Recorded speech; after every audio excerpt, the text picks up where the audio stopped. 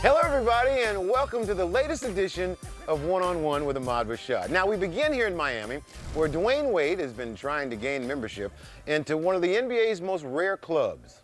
Now, to gain admission, you need to have been named Finals MVP while also having a three-peat on your resume.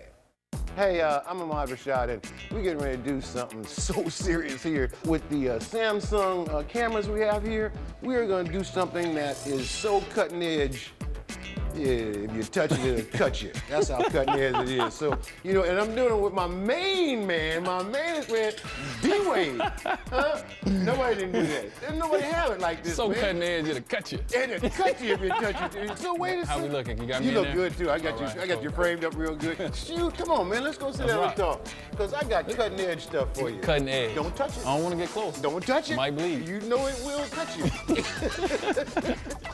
One-on-one with Dwyane Wade and Ahmad Rashad. Dwyane, so tell me about how you feeling physically. Because that's been the big talk about, and even to the point of them saying, oh, you know, we don't know how much he can play, how much longer he can play. They almost had counted you out physically. Yeah, I've been counted out for a couple of years now, and you know, I've had my fair share of injuries. But you know, I'm a guy who I work, and I'm gonna continue to work to make sure that I get the most out of my body. So right now, I'm getting the most out of it. I feel as good as I can feel, and you know, hopefully I continue to play well. To win a championship, you need that second banana. Sounds funny almost to call Dwyane Wade a second banana, but the way he's played and the way his knee looks right now, he's been fabulous. When you become your age and injuries start to set in, does it make you appreciate the game a little bit more every single game that you play? It does. I mean, you know, when you're young, and you don't think about your body, you know, right. You're just working on, you know, how many dunks you can get, how many points you can get. Now that you're older, you know, you start thinking about your body every day, you know, because you want to play as long as you want to play, and you want to be physically able to do that. Hard to think about the end day when you're still competing for championships. Yes. Just hard. Like, what is that about? I got a game tomorrow. Yeah, I mean, I love this game enough to know that it doesn't last forever, and you know, when I get my opportunities to go out there and play, I relish it. And the Miami Heat are champions of the basketball world! While the ultimate goal has remained the same, Dwyane has conceded little to Father Time. How has things changed since then? Your approach, just the way it sort of folds out. How have it changed since the first time you went? I think the biggest thing is this understanding that this might not happen again. You know, when I got there, this is how it's supposed to go. Right, every year you're going to be there. Yeah, I had Shaquille O'Neal, you know, we got Lonzo, we had all these players. I'm like, oh, this is it. This is how it's supposed to be. And then after that, it went downhill. It was like first round sweep, 15-win season, first round exit, and then it just became like, okay, that is not it, and not what I want. And so now, you know, when you get into these situations, you know, East Conference Finals and Finals, you really, you know, try to take fully advantage of it because, you know, not only you don't have next year all the time, you know, as you start getting up there in the numbers, but also you just understand this is not guaranteed, you know, to anyone. The Pacers are still alive. A thriller in Indianapolis as the Pacers avoid elimination and force a Game 6 back in Miami. In this series with the Pacers, I mean, last year they tested you guys right to the end. Do you feel from them the same sort of resolve this year as they had last year to try to beat you guys? Yes.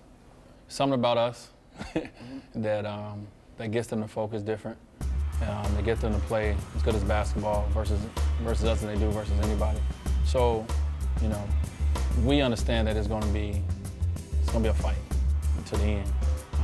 And I think both teams are equipped for it. Both teams are ready for it. You know, we'll see who come out on the other side, but you know, we understand this is a different team versus us than they are versus anybody else. They have a little bit more confidence too, because they played us the last few years. They've seen us. They've seen what we have and what we have to throw at them. So they're not surprised by anything neither. So, you know, it's that familiarity there brings that confidence as well. As an athlete, would you have it any other way though? Wouldn't have it any other way. Had the same thing with Boston.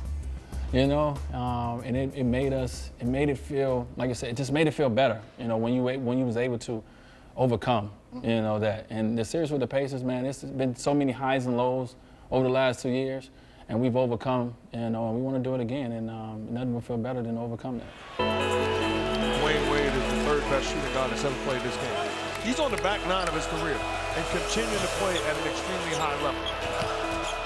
Are you having as much fun as you've ever had in your career right now? I am. I am because of, for one, I am because of my teammates. I have amazing teammates, man. They just, we say it all the time, just the best guys in the world, to be around.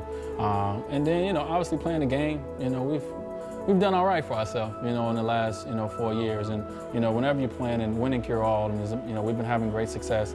That makes it fun.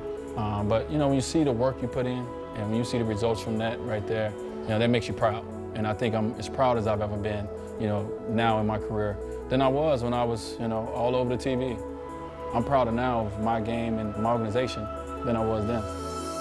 When David Stern called your name back in June of 2003, could you have imagined in your wildest dreams what's happened to you since? No. And I'm a big dreamer. In my foundation, I tell kids to dream and dream big. And I always tell them I didn't dream big enough, obviously, because I've surpassed a lot of places I thought I was going to go in life and be in life.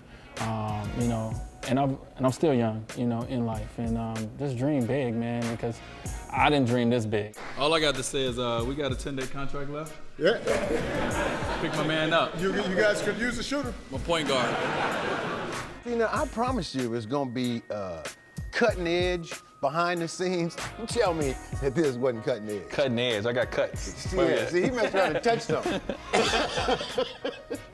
My brother. Always a pleasure. Always, man. Always.